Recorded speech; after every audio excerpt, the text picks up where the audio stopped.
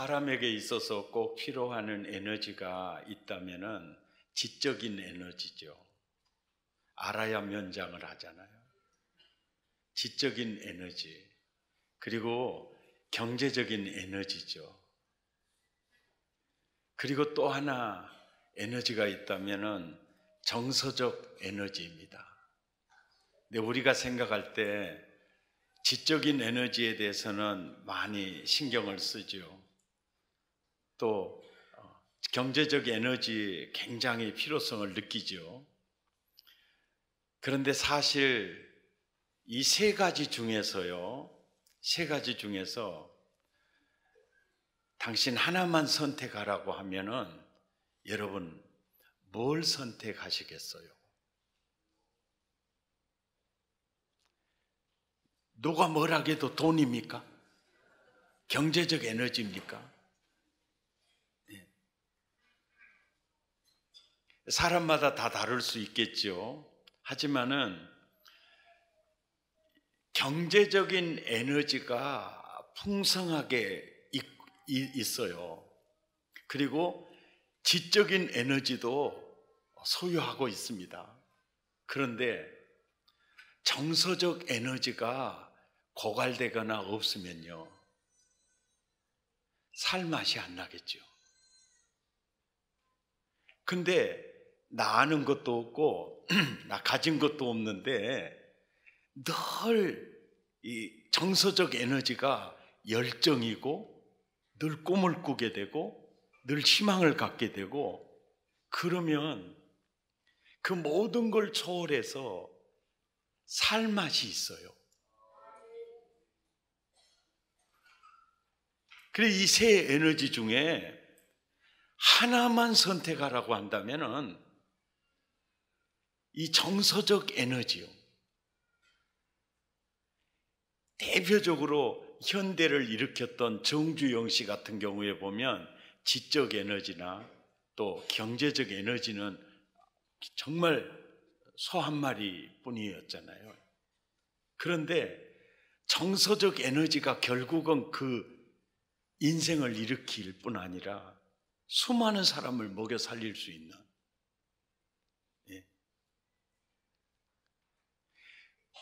하나님이 우리를 창조하셨기 때문에 사람에게 무엇이 필요한지를 너무너무 잘 아세요. 오늘 본문이 바로 그 정서적 에너지를 말씀하고 있습니다.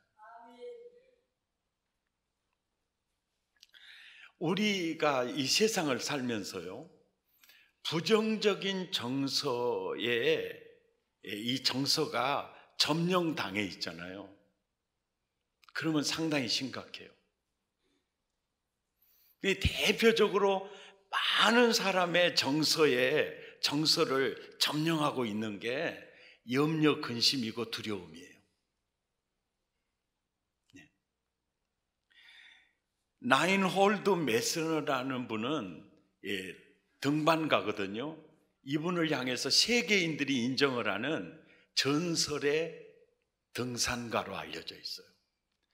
히말리아 산맥에 8,000m 이상 되는 봉우리가 14개가 있어요. 근데 그 14개를 다 점령한 사람이에요. 그래서 등산에, 히말리아산 등반에 있어서 아주 전설적인 인물입니다. 근데 이분이 아주 우리가 참 놓쳐서는 안 될 것 말을 했는데, 그게 뭐냐면은 거대한 산에서 부딪히는 진짜 장애물은 사실은 산사태라든지 또 폭풍이라든지 이런 게 사실 많이 있거든요. 그리고 갑자기 검은 구름이 가르면서 갑자기 어두워질 때 그 공포감이라는 건 말할 수가 없거든요. 그런데 거대한 산에서 많은 장애물들을 만나지만은 사실은 진짜 장애물은요, 산 자체가 아니라는 거예요. 내 안에 두려움이라는 거예요. 그래서 이분은 이렇게 말해요. 산을 정복했다는 말을 다른 표현을 쓰면 두려움을 정복했다. 이것이라고 표현을 하는 거예요. 그러니까 우리가 세상을 살면서 굉장히 이 정서를 사로잡는 게 바로 이 두려움이 많아요.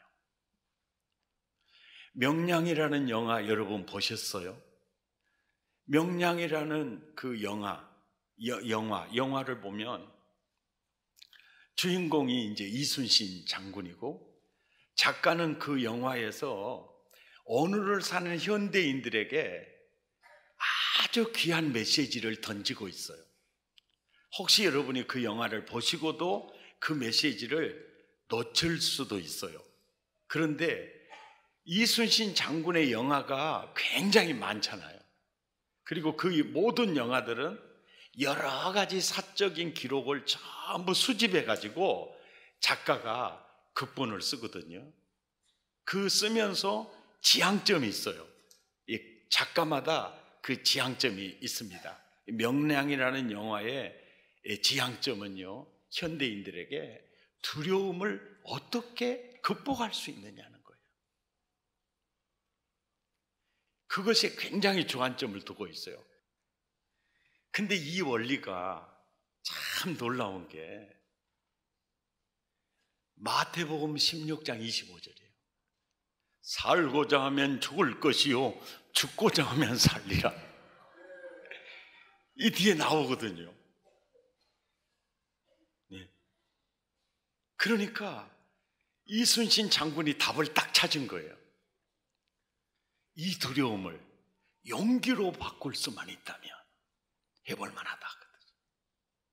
나라를 구했던 그 사상이 바로 그 사상이에요. 그래서 며칠 동안을 이제 사고하는 거죠. 거기서 딱 찾아내는 거예요. 내가 살려고 하니까 두렵구나. 내가 죽어야겠지. 그래서 사실은 저 전투에서 죽습니다. 죽으려고 싸우고 죽으려고 맘먹으니까 두려움은 사라지고 거기서 용기가 분출돼 버려요.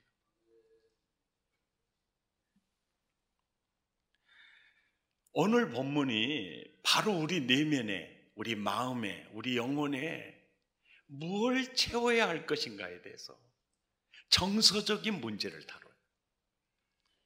본문을 15절에서 17절까지 보면은요, 이 본문을 세 절로 이렇게 나눠서 보는 것보다 통으로 전체를 보는 게 훨씬 더 이해하기가 아주 쉽습니다.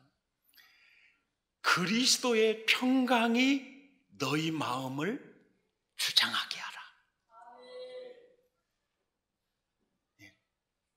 그 그리스도의 평강이 그리스도를 만난 모든 자들, 그래서 너희는 바로 그 평강을 위하여 부르심을 입은 자다. 그러면서 시와 찬송과 신령한 노래, 또 감사. 그러니까 이 15절에서 17절까지 내용을 딱 보면 박영태 목사님의 세 아들 이름 아시죠?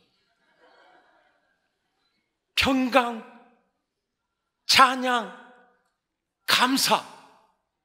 아니 목사님 기쁨인데요, 저 에이렌이라는 단어 속에 기쁨, 행복 다 그 개념이 담겨져 있어요. 그런 측면에서 박영태 목사님이 굉장히 바울 신학에 정통했다는. 네. 그 이제 하나 부족한 게 있다면은 영광. 근데 여기는 없어요. 근데 딱 세 아들이에요. 근데 하나 태어나면 영광. 그 이제 박영태 목사님 퇴근하고 집에 딱 들어가서 기쁨, 찬양, 감사, 영광 그러면 아마 그러고 나오는 거예요. 얼마나 환상적인 사건.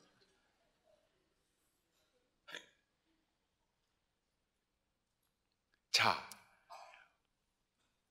우리 교회 목회 철학이 뭐죠? 행복이죠. 기쁨, 이게 평강, 감사, 찬양. 한마디로 하면 행복이에요.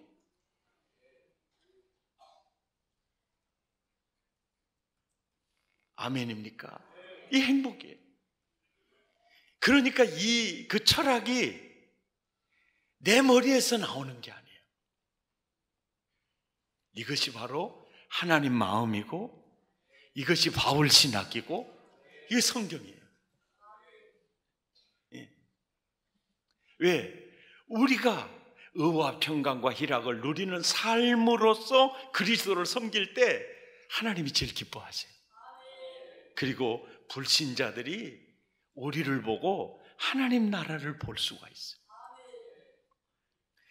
그런데 여기 보면은요, 평강, 찬양, 감사가요, 분리할 수 없는 하나인 것을 알 수 있어요. 예를 들면 감사가 뿌리라면 이제 싹이, 평강의 싹이 나오고 거기서 열매가 신령한 노래, 찬양이 되는 거예요. 그러니까 찬송이 되게 하려 함이니라, 기쁨이 되게 하려 함이니라, 행복이 되게 하려 함이니라, 평강이 되게 하려 함이니라, 다 같은 개념이에요.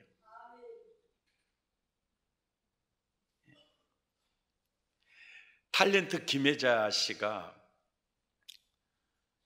남부교도소에 수감되어 있는 죄수가 약 950명이 되는데, 이제 강사로 초청을 받아서 강연을 하러 가면서 굉장히 고민하다가 무슨 얘기를 나눌까 하다가 자기 체험을 나누면 정말 좋겠다는 생각이 들었어요. 근데 이분이 감사일기 노트에다가 1년 동안 생각날 때마다 감사의 거리들을 적었어요.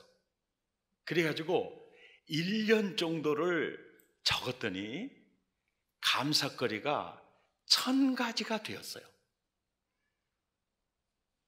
1000가지. 그래서 처음에 자기도 감사일기 노트에 감사거리를 적을 때 자기도 이런 놀라운 이 변화가 있을지는 자기도 몰랐대요.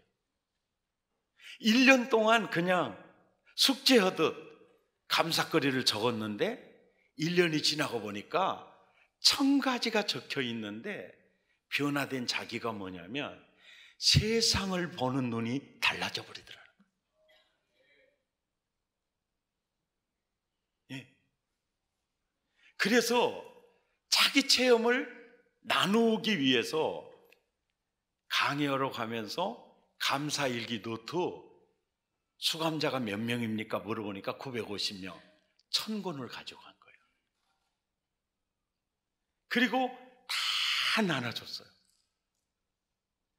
근데 그 중에 한 사람이 아주 입만 열면 원망, 불평이 나오는 원불교인이 있었어요. 성은 장씨야, 장씨.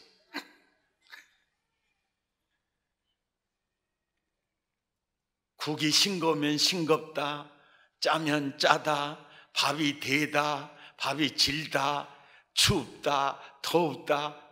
제일 골치가 이 장씨야.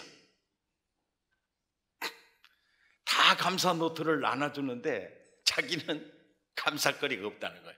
적을 거리가 없다는 거예요. 안 받아. 그러니까 옆에 있던 동료가 공짜께 받아! 그렇게 받았어요. 공짜께 받아. 그래 받았어.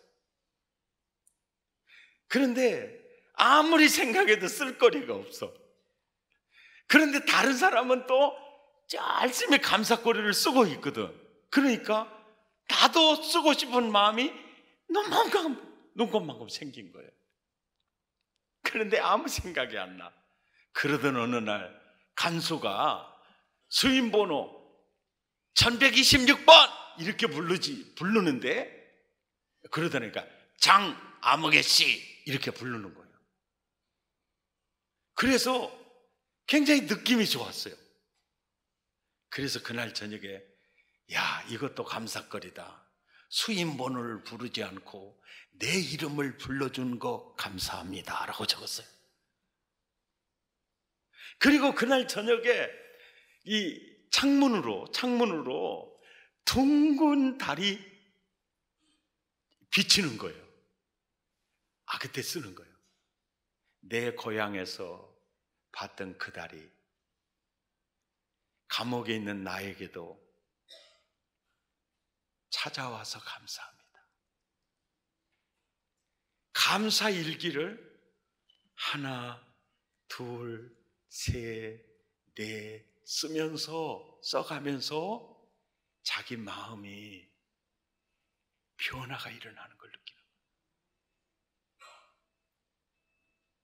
우리가 셀 모임을 할 때 감사 제목을 항상 나누잖아요. 이게 굉장히 중요해요. 그래서 우리는 항상 감사거리를 찾는 거예요. 이게 행복한 신앙생활 하는데 너무나 중요하거든요. 아멘입니까? 복음이 무엇입니까? 복음은 기쁨의 좋은 소식이에요. 누가 신자입니까? 복음을 만난 사람이에요. 기쁨의 좋은 소식을 체험한 사람이에요. 그 사람이 신자인데 기쁨이 없는 목사, 기쁨이 없는 장로, 기쁨이 없는 권사, 기쁨이 없는 집사, 기쁨이 없는 성도, 그 안에 기쁨이 없다면 진짜가 아닌 거죠.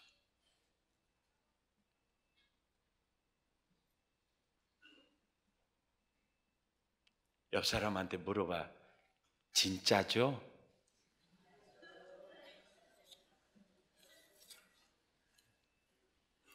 우리 함께 찬양하십시다. 내 아버지 그 품 안에서 내 영혼은 안전합니다.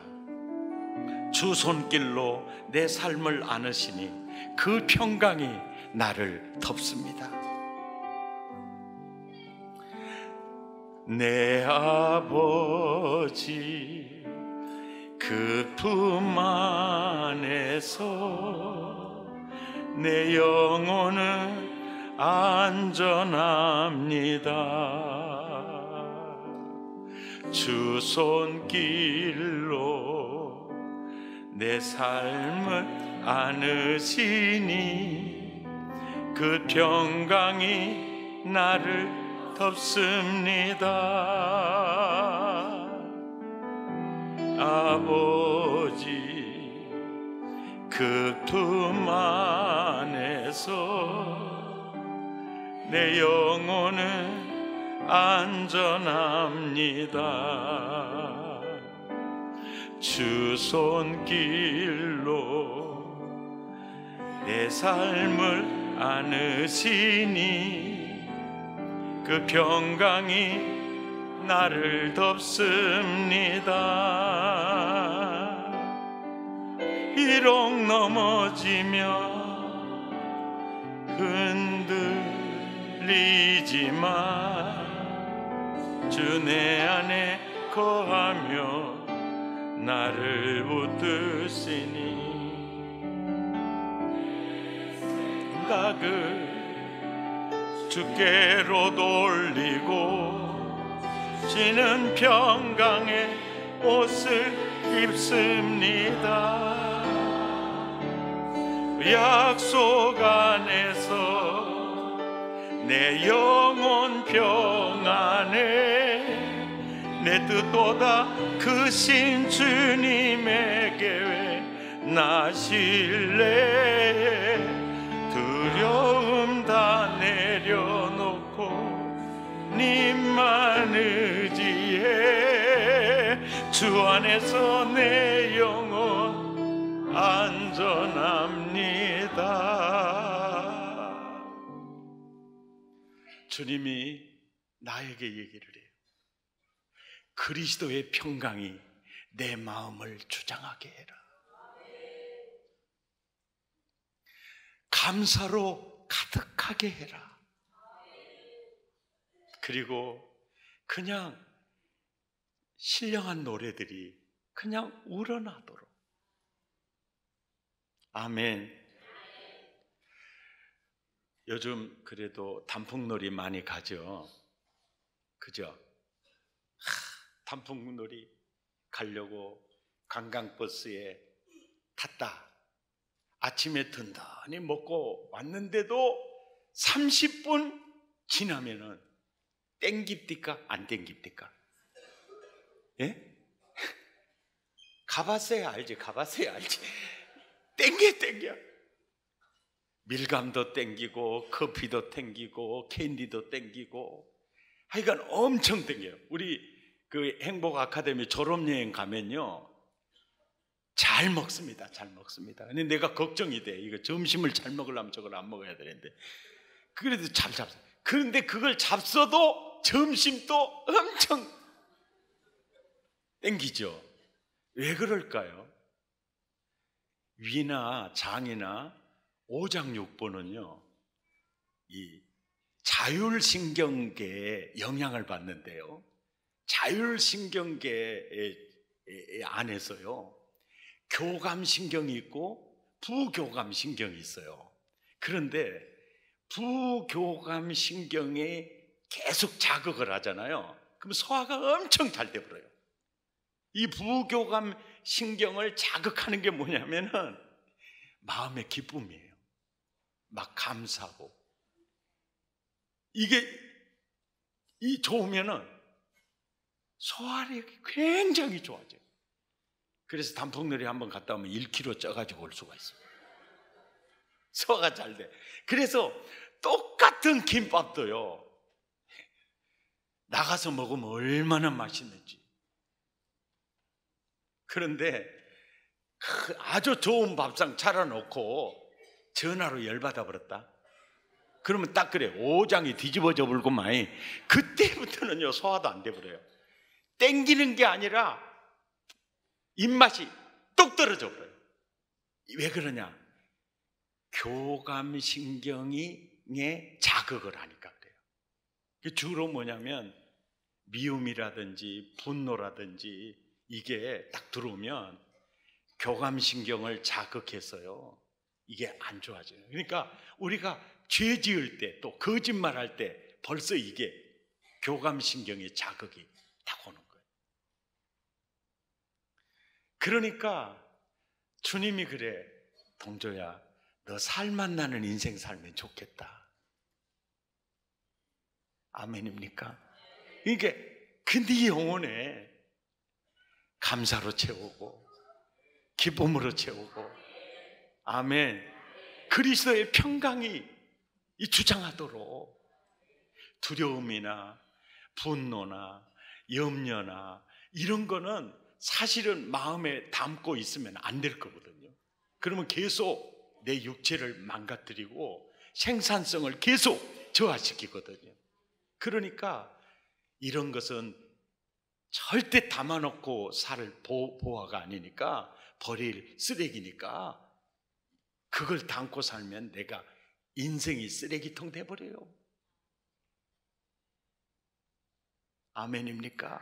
그래서 평강을 채우고 감사를 채우고 찬송이 우러나오는 그 내면을 가득 채우라는 거예요. 이게 참 신앙생활에서 굉장히 또 중요한 게 뭐냐면, 노르웨이 속담에 이런 속담이 있어요. 하늘에서 천사라겠다, 사탄이 내려와 가지고요, 마귀 씨를 담는 창고를 크게 짓습니다. 그리고 그 안에다가 마귀 씨, 미움의 씨, 시기의 씨, 분노의 씨 엄청 창고에 넣어놓고 그 씨를 갖다가 전국에 뿌리는 거예요. 그러면 그 씨가 그렇게 잘 자란대요. 김씨 집안에서도 잘 자라고, 박씨 집안에서도 잘 자라고, 막 잘 자라는 거예요. 그 세상이 지옥이 되어버리는 거예요. 그런데 그 씨를요, 사탄이 아무리 뿌려도 씨가 먹히지도 않고 먹히지 않으니까 나지도 않은 마을이 있어요. 어떤 마을인지 아세요? 맞히면 제가 점심 드리겠습니다. 물론 안 맞춰도 드리겠습니다. 예? 너무 잘 맞히려고 하니까 찬양까지 나가버렸는데, 절대 먹히지 않는 마을이, 와, 어떻게 잘하시네? 감사 마을이라. 그러니까 내면의 감사로 가득 채워져 있으면 마귀 씨가 먹히지를 않은 거예요. 도둑질하고 죽이고 멸망시키는 그 씨가 먹히죠. 지난번에 일전에 제가 말씀드린 그 천안지청에서 과로사로 고인이 되신 고 이상동 검사 얘기했잖아요. 그의 유품에서 그 수첩에 적혀져 있는 그의 어떤 십계명이라고 하는 건데, 마인드 세팅이라고요. 이런 이 글이 자기 다짐이에요. 자기 다짐. 항상 남을 배려하고 장점만 보려고 노력하자. 그러니까 내가 이 땅에 존재하는 이유는 배려하기 위해서 존재한다. 이런 눈으로 직원을 보고 배우자를 보는 거죠. 그리고 직원을 보나 배우자를 볼 때 장점만을 보면은 자기가 너무 행복한 거예요. 직장 동료나 배우자나 단점을 보면요, 내가 화나잖아요. 어쩌다 저 왼수 이렇게 돼버리는 거예요. 그러니까 항상 남을 배려하고 장점만 보려고 노력하자. 두 번째, 언제나 밝은 모습으로 지내자. 내 주변 사람들에게 언제나 친절하고 애정을 보이자. 일은 열정적이며 완벽하게 하자. 생각을 바르게, 그리고 똑똑하게 하자. 감사하자. 감사하자. 그리고 겸손하자. 사실은 겸손함 속에서 감사가 나오거든요. 이 내용 전체를 보면 거의 90%가 자기 내면 관리였어요. 배려하고 상대방의 장점을 보자. 그래, 내 마음에 긍정적인 정서가 담기기 때문에. 골로새서의 말씀이 그래요.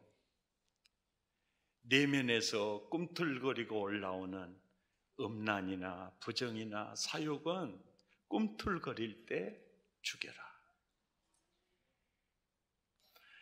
분함과 노여움과 입에 부끄러운 말은 벗어라. 온유와 겸손으로 오래 참음으로 옷 입어라.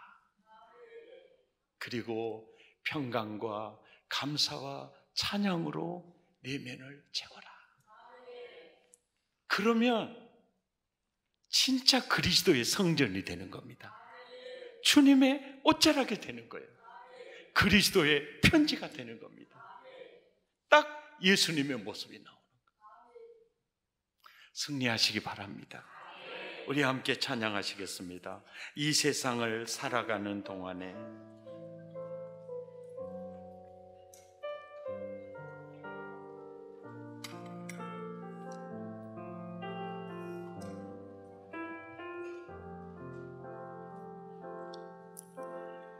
이 세상을 살아가는 동안에 나의 힘을 의지할 수 없으니 기도하고 낙심하지 말 것은 주께서 참 소망이 되심이라. 하나님의 꿈이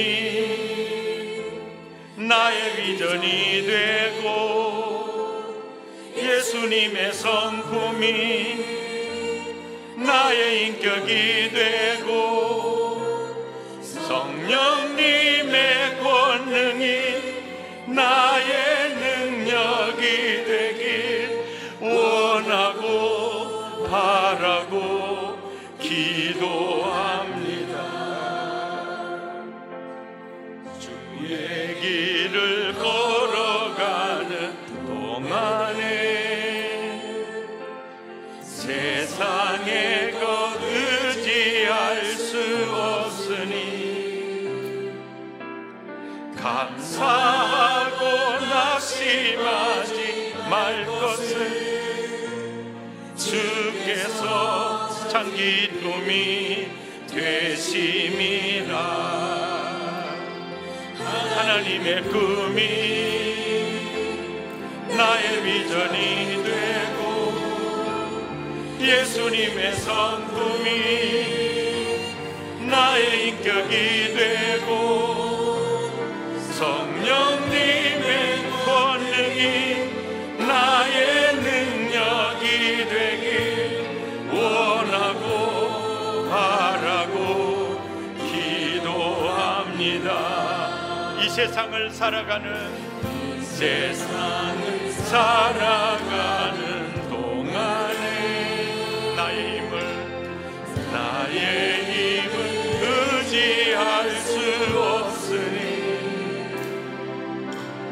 기도하고 낙심하지 말 것을 주께서 참 소망이 되심이라. 하나님의 꿈이 나의 비전이 되고 예수님의 성품이 나의 인격이 되고 성령님의 권능이 나의 능력이 되길 원하고 바라고 기도합니다. 길을 걸어가는 동안에 세상의 것 의지할 수 없으니 감사하고 낙심하지 말 것은 주께서 참 기쁨이 되심이라. 하나님의 꿈이 내 비전이 되고 예수님의 성품이 나의 인격이 되고 성령님의 권능이 나의 능력이 되길 원하고 바라고 기도합니다. 우리 함께 기도하겠습니다. 예수님의 성품이 나의 인격이 되고 성령님의 권능이 나의 능력이 되길 원하고 바라고 기도합니다. 하나님의 꿈이 나의 비전이 되고 예수님의 마음이 내 삶이 되기를 원합니다. 원하고 바라고 기도합니다. 마음을 토하고 입술을 열어 함께 기도하겠습니다. 고마우신 하나님, 내 마음의 그릇에 쓰레기통 되지 않게 하시고 보물 창고가 되게 하시고 평강으로 감사로 찬양으로 가득가득 채워지도록 하나님, 주님, 은혜가 흐르도록 감사가 흐르도록 하나님, 주여 심령에서 천국이 흐르도록, 하나님 생수의 강이 흐르도록, 하나님 어떻게 행복이 흐르게 할 수 있어요? 주님, 하나님 오직 그리스도의 평강이 어떻게 흐르게 할 수 있습니까? 어떻게 감사가 흐르게 할 수 있을까? 주님, 어떻게 그렇게 흐르게 할 수 있을까? 아버지,